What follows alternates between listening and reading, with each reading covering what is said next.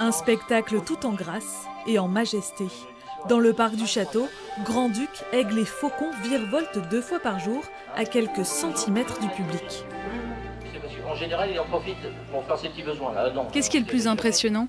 Je crois que c'est l'envergure des oiseaux. Vraiment, c'est vrai, quand on les voit décoller, là, c'est quelque chose de fantastique. C'est rien du tout, c'est une caméra, tout va bien.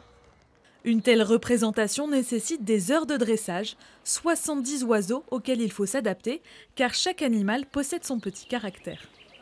Les choses sur lesquelles Igor pourrait bloquer, j'y vais par exemple gentiment. Je vais le faire d'abord à distance et je vais l'amener progressivement à plus avoir peur de telle ou telle chose. Une fois qu'il a compris qu'il n'y a pas de problème, il n'y a pas de problème.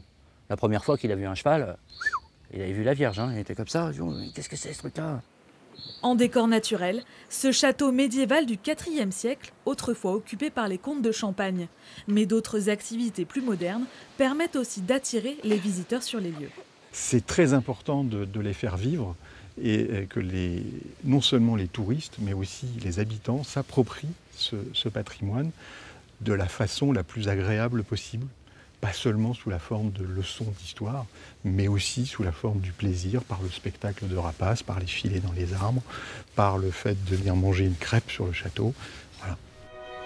Le château et sa vue dégagée sont accessibles toute l'année, mais vous avez seulement jusqu'au 1er octobre pour assister à la parade des princes de l'air.